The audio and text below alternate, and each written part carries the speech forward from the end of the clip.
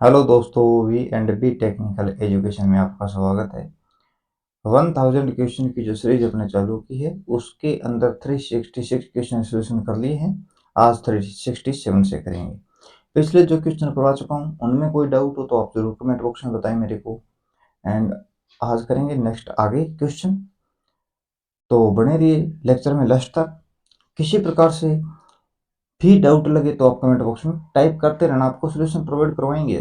साथ में numerical series चालू कर रखिए, न्यूमेरिकल सीरीज का भी आनंद उठाइए आप। ओके।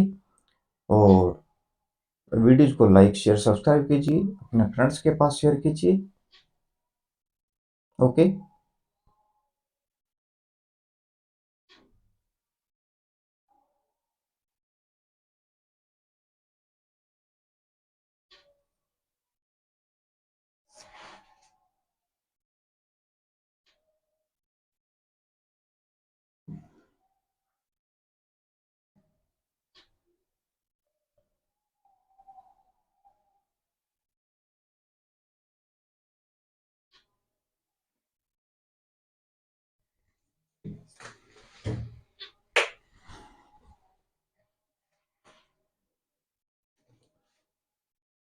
तो आज का क्वेश्चन है अपने 367 नंबर। विद्युत आरक वेल्डिंग में आरक को वेल्ड व्यू में डिफ्लेक्शन कहलाता है। क्या कहलाता है? डिफ्लेक्शन अपने आरक ब्लो कहलाता है। आरक ब्लू नहीं, ब्ली नहीं, ब्लू कहलाता है। ये कहलाता है आरक ब्लो। ओके। आर्क वेल्डिंग अपने प्रतिरोध वेल्डिंग करते हैं। प्रतिरोध वेल्डिंग में होता है रेजिस्टेंस वेल्डिंग। रेजिस्टेंस वेल्डिंग में सीम वेल्डिंग होती है, बट वेल्डिंग होती है, प्रोजेक्शन वेल्डिंग रहती है, और बट सपोर्ट वेल्डिंग रहती है। ये अपने वेल्डिंग्स यूज में लेते हैं। तो इस क्वेश्चन का आंसर रहेगा arc blow. Dielectric heating, dielectric में समग्र दक्षता क्या होती है? डाइलेक्ट्रिक हीटिंग की बात कर रहा है। तो डाइलेक्ट्रिक हीटिंग जो रहती है इसके अंदर हीट ज्ञात करने के लिए अपने 2πfc V square cos phi के द्वारा ये हीट को अपने वैल्यू ज्ञात करते हैं। और इसके अंदर एफिशिएंसी रहती है 50%। 50% एफिशिएंसी रहती है डाइलेक्ट्रिक जो अपने पास हीटिंग होती है।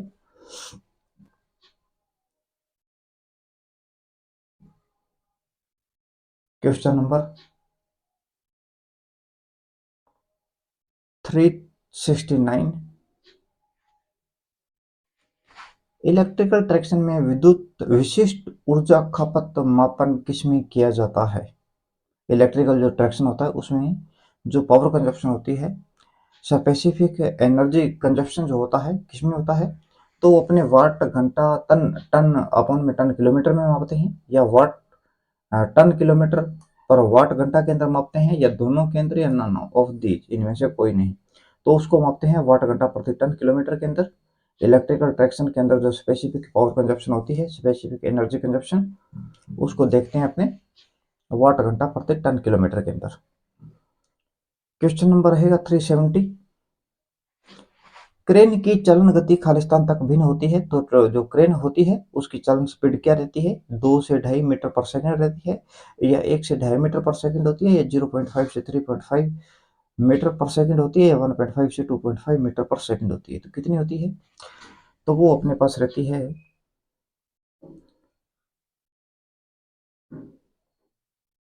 1 से 2.5 मीटर पर सेकंड के द्वारा जो क्रेन होती है इसकी चालन स्पीड रहती है। फिक्स डेटा है, याद रखना। Question number 371। रसोई में प्रकाशन स्तर क्या होना चाहिए? तो ये डिफरेंट डिफरेंट वैल्यू है, आप याद करना इसको। रसोई के लिए अपने पास रहता है 200 ल्यूमेंस पर वाट की पावर के साथ। ये मीटर लिख रखा है, रोंग है, ये मीटर। वाट लिखना है आपको, सभी वाट में वैल्यू है। 200 ल्यूमेंसन पर वाट की पावर किस तरह रहती है। और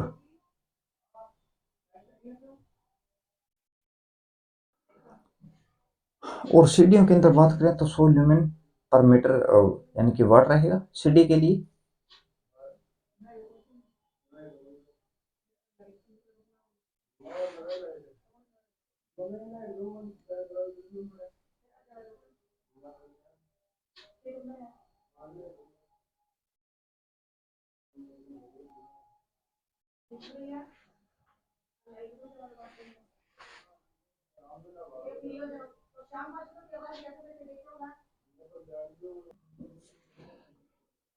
क्वेश्चन नंबर अपना 372।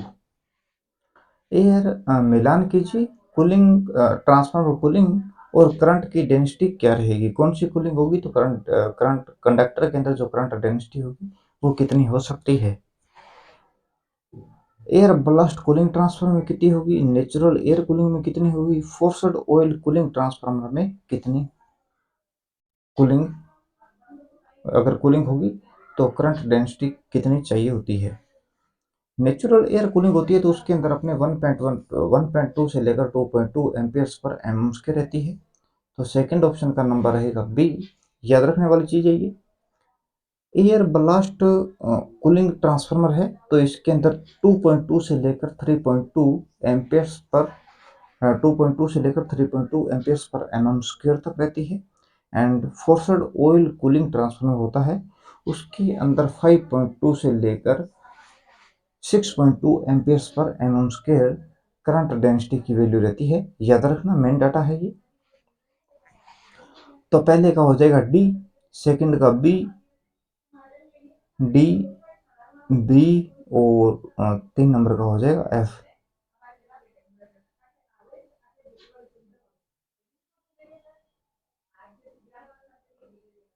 D, B, D, B, F. F नहीं है, ई है ये, A B C D E. Okay, तो क्वेश्चन का आंसर हो जाएगा अपना डी। ट्रांसफार्मर में जो कोर अपने लगाते हैं वो सीआरजीओ की या एचआरजीओ की रहती है। ओके, तो ये ट्रांसफार्मर अपने निर्माण करते हैं जैसे एचआरजीओ की कोर मानते हैं एचआरजीओ की। इसके अंदर पावर ट्रांसफार्मर की बात करें या डिस्ट्रीब्यूशन ट्रांसफार्मर की बात करें, एक रहता है सीआरजीओ की कोर। इसके अंदर पावर अगर ट्रांसफार्मर होगा और यह होगा distribution transformer. Okay, power transformer होगा तो इसके अंदर करंट डेंसिटी क्या, फ्लक्स डेंसिटी कितनी चाहिए होती है टेस्ला के अंदर। तो पावर ट्रांसफार्मर के अंदर अपने पास 1.2 से लेकर 1.4 टेस्ला तक की रिक्वायरमेंट रहती है। डिस्ट्रीब्यूशन ट्रांसफार्मर में बात करें तो डिस्ट्रीब्यूशन ट्रांसफार्मर के अंदर अपने को फ्लक्स डेंसिटी की वैल्यू 1.1 से लेकर 1.3 टेस्ला तक करंट डेंसिटी की वैल्यू होनी चाहिए। सीआरजीओ की कोर होने पर और पावर ट्रांसफार्मर है तो करंट डेंसिटी 1.5 से लेकर 1.7 तक होना चाहिए टेस्ला तक। डिस्ट्रीब्यूशन ट्रांसफार्मर है तो करंट डेंसिटी फ्लक्स डेंसिटी जो है वो 1.4 से लेकर 1.5 टेस्ला तक करंट डेंसिटी की वैल्यू रहनी चाहिए। सीआरजीओ एचआरजीओ की फुल फॉर्म है hot rolled grain oriented silicon steel. CRGO की है cold rolled grain oriented silicon steel. इसमें क्या मेटल जो गर्म होता है, गर्म के ऊपर रोलर फिरने के बाद में जो कोर तैयार करेंगे, पटलन तैयार होती है, वो पटलन एचआरजीओ की हो जाएगी। और कोल्ड रोल्ड यानी कि ठंडे मेटल्स के ऊपर रोलर फिर के जो पटल्स का निर्माण किया जाता है वो cold rolled grain oriented silicon steel होता है।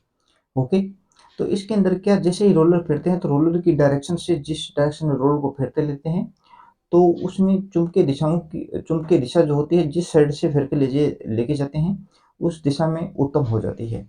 तो आप कहोगे ये इंडक्शन मोटर्स इनके अंदर यूज क्यों नहीं किया जाता, क्योंकि ये एक डायरेक्शन में उत्तम होती है तो उस डायरेक्शन में या उसके अपोजिट डायरेक्शन में इक्वल होती है, इधर उधर नहीं होती।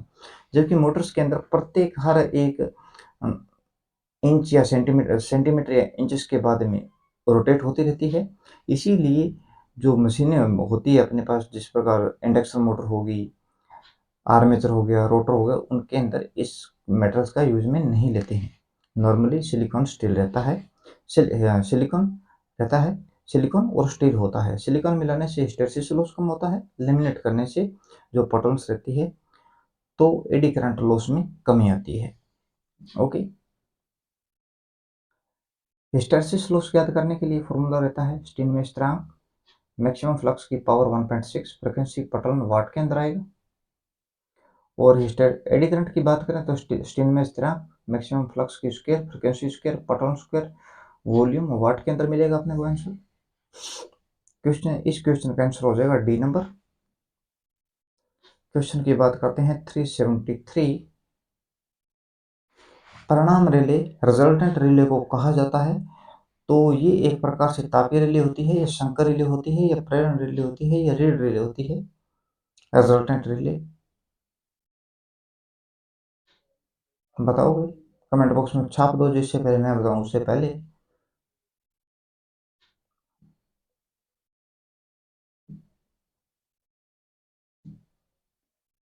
तो जो अपने पास रिजल्टेंट रिले होती है, ये अपने पास इंडक्शन रिले होती है। Option number C is very correct. Question number 374। एक चौक में खालिस्तान की विशेषता होती है। चौक जो होती है ये सेल्फ इंडक्शन के ऊपर कार्य करती है, जबकि ट्रांसफार्मर जो होता है ये अपने पास म्यूचुअल इंडक्शन के सिद्धांत पर कार्य करता है।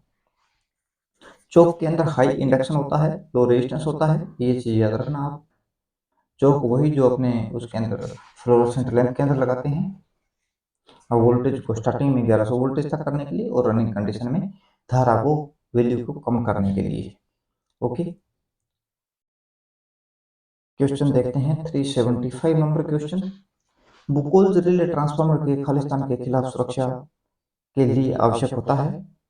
क्या ये आंतरिक घुमाव दोष से सुरक्षित रहता है, या हाई टेंशन और लो टेंशन दोष से सुरक्षा प्रदान करवाता है, या भू संपर्कन दोष से सुरक्षा प्रदाता है, या श्रृंखला दोष से अपने को सुरक्षा प्रदान करवाता है। जो बुकोल्स रिले होती है ये टोटली गैस ऑपरेटेड रिले होती है। गैस ऑपरेटेड जो रिले होती है बुकोल्स रिले,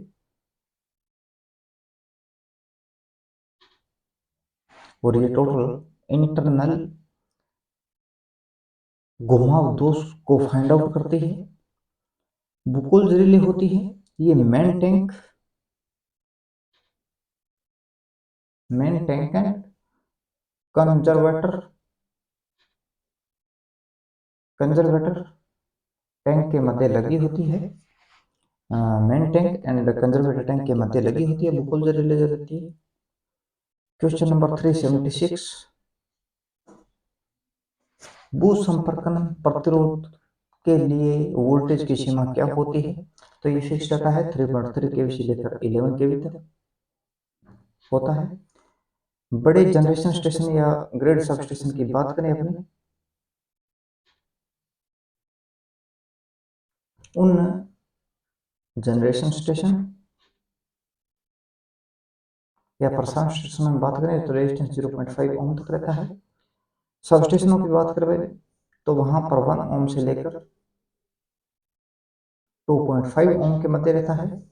और अन्य प्रतिष्ठानों की बात करें तो वहां पर 2.5 से लेकर 5 ओम्स के मध्य अर्थ का रेजिस्टेंस रहता है अपने पास। जो अर्थ का रेजिस्टेंस होता है ये जितना मिनिमम होता है उतना ही बढ़िया होता है। इस रेजिस्टेंस को और ज़्यादा कम करने के लिए पैरेलल्स में जोड़ा जाता है। ओके, किसी मकान से भवन के अंदर अर्थिंग, भवन के लिए अर्थिंग कर रहे हैं तो मकान के नज़दीकी कोने से 1.5 मीटर की दूरी पर स्थापित होना चाहिए, और दो अर्थिंग इलेक्ट्रोडों के मध्य इसको करने के लिए उन दो इलेक्ट्रॉनों की लंबाई से कम या 8 मीटर से कम डिस्टेंस नहीं होनी चाहिए। दो इलेक्ट्रॉनों के मध्य 8 मीटर की कम से कम डिस्टेंस होनी चाहिए। एंड नमक कोयला चारकोल तो मिलाते हैं। कई बार क्वेश्चन आता है कि एसएससी जेई के अंदर आ चुका है क्वेश्चन, बी अर्थ का जो रेजिस्टेंस है वो कब लीनियर में बढ़ना या अ, अत्यधिक तेजी से बढ़ना स्टार्ट हो जाता है, जिससे कि यानी कि किससे पानी की वैल्यू कम होने पर। तो नमी की जो मात्रा है, मॉइस्चराइजेशन की जो मात्रा है, वो 20% से कम होते ही ये लिनियरिटी में बढ़ना स्टार्ट हो जाता है। Question number 377। A separately excited 200 voltage DC motor run with a speed of 1500 RPM at no load current of 5 ampere, यानी कि नो लोड के अंदर स्पीड इसकी 1500 आरपीएम है एंड करंट जो है 5 एम्पियर का है आर्मेचर का। और फील्ड को इसके अंदर कैलकुलेट नहीं करेंगे क्योंकि वो सेपरेटली एक्साइटेड है। When operated full load current is found to be 50 amperes. Full load के ऊपर 50 एम्पियर आर्मेचर का करंट होगा। एज्यूमिंग कांस्टेंट फ्लक्स ऑपरेशन, यानी कि फील्ड वाइंडिंग को कंट्रोल नहीं कर रहे हैं, उसका कांस्टेंट फ्लक्स ऑपरेशन हो रहा है with armature resistance of 0.2 ohm. Calculation full load speed ज्यादा करना चाह रहे हैं। तो इसके अंदर अपने पास क्या होता है कि जो गति होती है वो बेक के समानुपाती होती है। तो इसको इस प्रकार लिख सकते हैं, ए टू अपॉन में E one is equal to N two upon में एन वन के द्वारा अपने नॉर्मली ज्ञात कर सकते हैं। तो अपने पास नो लोड के ऊपर बेक क्या है, तो यहाँ पर 200 वोल्टेज टोटल है। मोटर के अंदर कई बार आपको केसीएल के भी लगा के दिखा दिए मैंने, जिस हिसाब से इसका ज्ञात करते हैं अपने। बेकिंग ज्ञात करने के लिए 200 वोल्टेज माइनस आर्मेचर धारा, आर्मेचर का रेजिस्टेंस वोल्टेज हो गई है। तो जो मोटर होती है, मोटर के अंदर बेक ईएमएफ टर्मिनल वोल्टेज से हमेशा कम रहती है। अगर बेक ईएमएफ अप्लाई वोल्टेज का 50% है तो मैक्सिमम एफिशिएंसी पर वर्क करेगा। जनरेटर के अंदर बेक ईएमएफ टर्मिनल वोल्टेज से अधिक होगा। अगर डबल है तो मैक्सिमम एफिशिएंसी पर वर्क करेगा। ओके, चलो मैं इक्वेशन लिख देता हूँ उसकी, एक बार हटा देंगे उसके बाद में। सबसे पहले जनरेटर की बात करते हैं। जनरेटर में होता है जो बेक ईएमएफ होगा वो टर्मिनल वोल्टेज से डबल है, तो मैक्सिमम एफिशिएंसी या back EMF multiply 1/2 is equal to terminal voltage, तो मैक्सिमम एफिशिएंसी पर वर्क करेगा। और मोटर के लिए लिखें तो back EMF multiply 2 is equal to terminal voltage, तो मैक्सिमम एफिशिएंसी पर वर्क करेगा। या back EMF is equal to terminal voltage multiply 1/2, तो ये मैक्सिमम एफिशिएंसी पर वर्क करेगा डीसी मोटर एंड जनरेटर के लिए।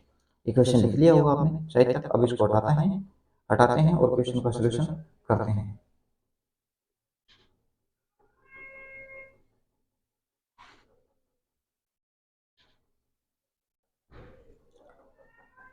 तो ये हो जाएगा टर्मिनल वोल्टेज माइनस आर्मेचर धारा, आर्मेचर का रेजिस्टेंस, धारा और रेजिस्टेंस अपने पास वोल्टेज रहती है।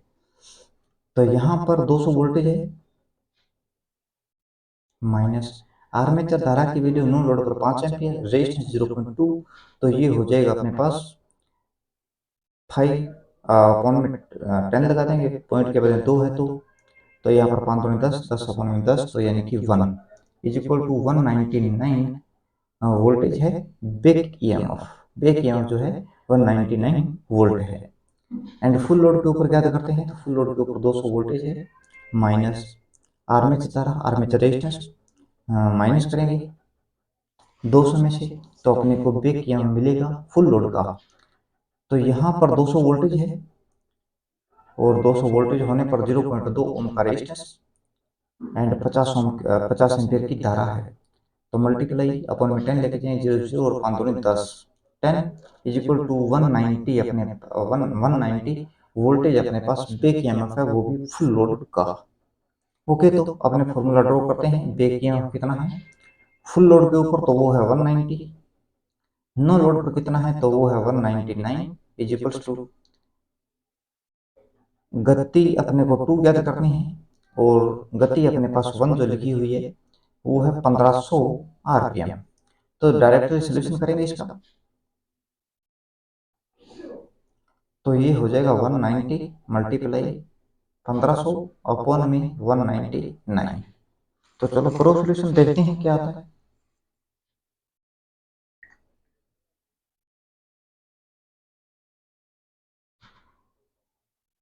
190 multiply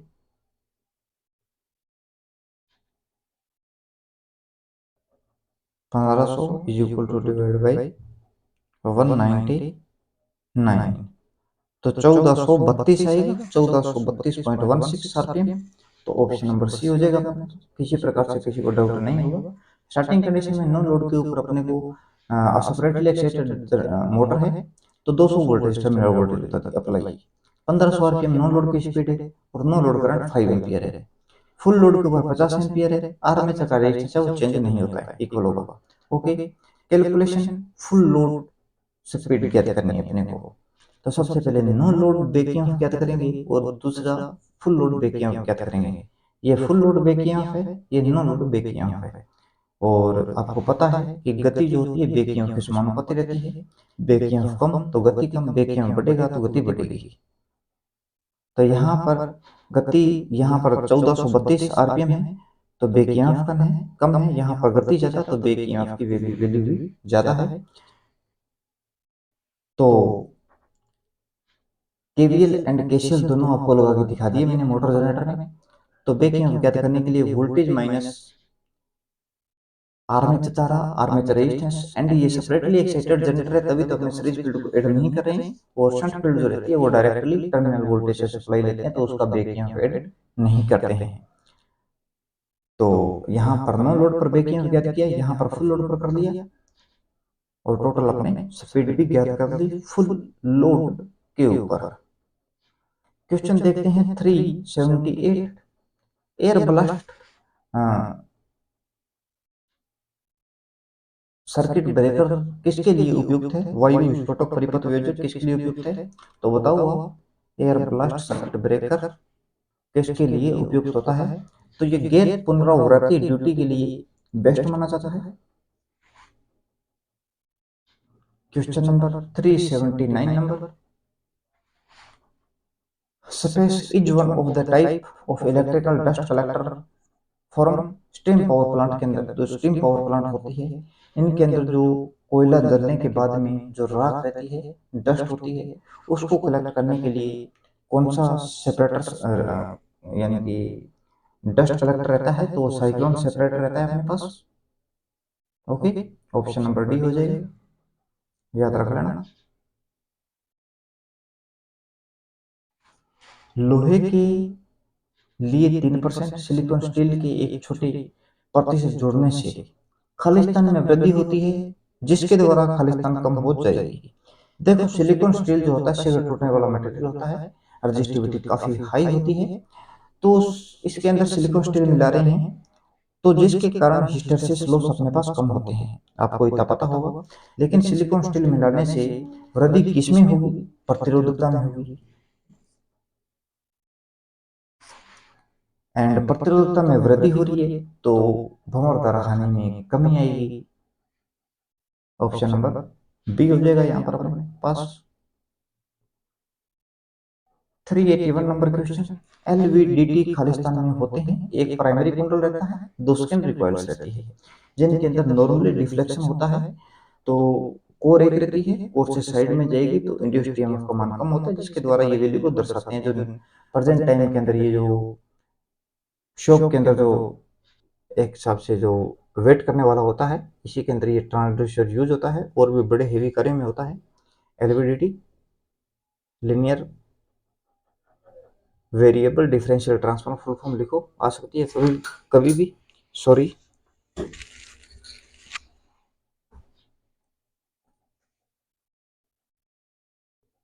linear variable differential transformer. Question number 382, 0.5 second में होने वाले अभिवाह में परिवर्तन के कारण 1000 मोड़ हैं अपने पास कुंडल में, और 40 वोल्ट का औसत वोल्टेज इंड्यूस्ड होता है। वेवर्स में कुल अभिवाह परिवर्तन है। तो आपको इंडक्टर के लिए कल दो फॉर्मूले बताए थे भी, इसके अंदर बैक ईएमएफ के लिए कितने फॉर्मूले रहते हैं? दो है अपने पास। ईएमएफ ज्ञात करने के लिए रहता है अपने पास minus L D I by D T, inductor के अंदर से करंट फ्लो करेगा। एंड जो अपने पास टर्म्स रहेंगे minus N D phi by D T जो टर्म होगा उसको फ्लक्स काटने से ईएमएफ पैदा होता है। ओके, तो यहाँ पर अपने को टर्म दे रखे हैं, फ्लक्स परिवर्तन कितना हो रहा है वो अपने को ज्ञात करना है, एंड समय भी दे रखा है, वोल्टेज भी दे रखी है। तो वोल्टेज की वैल्यू अपने पास कितनी है 40 इज इक्वल्स टू, टर्म्स कितने हैं 1000, एंड अपने पास फ्लक्स डी फाई ज्ञात करना है, और समय कितना है 0.5 सेकेंड्स। तो इसको यहाँ पर लेके जाएंगे 40 के स्थान पर, तो d phi is equals to 40 multiply 0.5 upon में 1000। तो एक जीरो से एक जीरो हट जाएगा, पॉइंट हटाएंगे नीचे जीरो लगेगी, तो 4×5 = 20 हो जाएंगी, जीरो से जीरो हटेगी, 2/100 है तो इसको 0.02 लिखेंगे, ऑप्शन नंबर ए हो जाएगा। यहाँ पर किसी को किसी प्रकार से कोई डाउट नहीं होगा। क्वेश्चन नंबर देखते हैं 383। एकल फेज इंडक्शन मोटर में फैन लोड को चलाते हुए उच्च प्रतिरोध रोटर होने का कारण प्राप्त करना होता है। देखो, जो अपने पास इंडक्शन मोटरें होती है, इनके अंदर स्टार्टिंग रेजिस्टेंस जो सिक्वरल केज मोटर है, इसके अंदर तो स्टार्टिंग रोटर जो सर्किट है उसका बाहरी परिपथ से किसी प्रकार कनेक्शन नहीं होता, इलेक्ट्रिकली मैग्नेटिकली कनेक्शन रहता है। एक शॉर्ट सर्किट एक ट्रांसफार्मर जिसकी सेकेंडरी वाइंडिंग शॉर्ट सर्किट है उसके भांति कार्य करता है। तो रोटर को तो अलग से सप्लाई कम या ज़्यादा आपने नहीं दे सकते बाहर से। जो अपने पास स्लिपरिंग मोटर रहती है उसके अंदर रोटर सर्किट में रेजिस्टेंस ऐड कर सकते हैं। रोटर सर्किट के अंदर ऐड करेंगे तो रेजिस्टेंस ऐड करेंगे, धारा का मान कम होगा और टॉर्क की वैल्यू बढ़ जाएगी, तो इसके कारण निम्न प्रारंभिक टॉर्क ये तो नहीं हो सकता। त्वरित एक्सेलरेशन उच्च दक्षता आकार घटाएं, तो इसके लिए हाई एक्सेलरेशन के लिए यूज किया जाता है, त्वरित त्वरण के लिए यूज किया जाता है। एक्सेलरेशन जो रहता है ये हाई हो जाता है। एंड जो अपने पास सिक्वेंशियल केज मोटर होती है इसके अंदर दो केज डालते हैं कई बार, एक रहता है आउटर केज और एक केज होता है इनर केज। दोनों के बारे में लिखो आप। आउटर केज, आउटर केज के अंदर क्या होता है, आउटर केज जो होती है अपने पास इसका रेजिस्टेंस हाई होता है और रेजिस्टेंस का मान रिएक्टेंस का मान होता है लो। अब रेजिस्टेंस हाई है तो स्टार्टिंग कंडीशन के अंदर rotor frequency is equal to supply frequency के इक्वल होती है, क्योंकि फ्रिक्वेंसी अपने रोटर फ्रिक्वेंसी ज्ञात करते हैं तो फॉर्मूला लिखते हैं S/F। तो स्टार्टिंग कंडीशन में स्लिप जो होती है एक, तो एक किसी संख्या को एक से मल्टीप्लाई करेंगे, सप्लाई फ्रिक्वेंसी को एक से मल्टीप्लाई करेंगे तो सप्लाई फ्रिक्वेंसी ही मिलेगी। तो rotor and supply frequency equal होगी स्टार्टिंग कंडीशन में, और स्टार्टिंग कंडीशन में होगी इक्वल। और आउट इनर केज भी एक साथ ही लिखते हैं। इनर केज इसके अंदर रेजिस्टेंस का मान कम होता है एंड जो रिएक्टेंस रहता है वो हाई होता है। तो रिएक्टेंस हाई है तो इंडक्टेंस भी हाई होगा। तो स्टार्टिंग कंडीशन में फ्रिक्वेंसी हाई होने पर रिएक्टेंस का मान हाई होगा, तो इनर केज के अंदर से करंट का मान बहुत कम मात्रा में फ्लो करता है, न के बराबर मान सकते हैं। तो रेजिस्टेंस के अंदर से करंट का मान फ्लो करेगा, रेजिस्टेंस स्टार्टिंग कंडीशन में ऐड हो गया तो हाई स्टार्टिंग टॉर्क मिला। एंड रनिंग कंडीशन में जैसे ही मोटर की स्पीड बढ़ेगी तो स्लिप के मान में कमी आएगी, स्लिप गुना सप्लाई फ्रिक्वेंसी, तो अपने को रोटर फ्रिक्वेंसी मिलती है। रोटर फ्रिक्वेंसी की वैल्यू डिक्रीज होती जाती है। तो जो इनर होता है कोर, इनर जो केज रहती है उसके अंदर रेजिस्टेंस का मान तो कम है, रिएक्टेंस हाई है। रिएक्टेंस हाई कब है, जब उसके अंदर फ्रिक्वेंसी हाई होती है स्टार्टिंग कंडीशन में। रनिंग कंडीशन में फ्रिक्वेंसी कम तो रिएक्टेंस भी कम, तो रनिंग कंडीशन में करंट फ्लो करेगा इनर केज से। तो रनिंग का स्टार्टिंग कंडीशन में रेजिस्टेंस हाई हो और रनिंग कंडीशन में कम रेजिस्टेंस हो, तो अपने को दोनों कंडीशन में स्टार्टिंग एंड रनिंग दोनों में मैक्सिमम टॉर्क देखने को मिलता है। तो स्टार्टिंग कंडीशन में तो पता लग गया आपको, इनर कोर से फ्लो नहीं करेगा, और रनिंग कंडीशन के अंदर आउटर कोर से फ्लो नहीं करेगा क्योंकि उसके अंदर रेजिस्टेंस हाई है और इसके अंदर रेजिस्टेंस एंड रिएक्टेंस दोनों लो हो जाएंगे, क्योंकि axles is equal to 2πfl होता है। तो यहाँ पर रिएक्टेंस फ्रिक्वेंसी का मान कम तो एक्सल कम, एक्सल कम तो इंडक्टेंस कम होगा। ओके,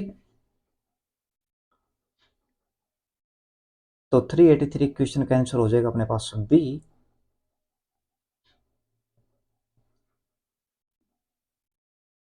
तो आज के दिन में दोस्तों अपने 383 क्वेश्चन तक ही सोल्यूशन करेंगे।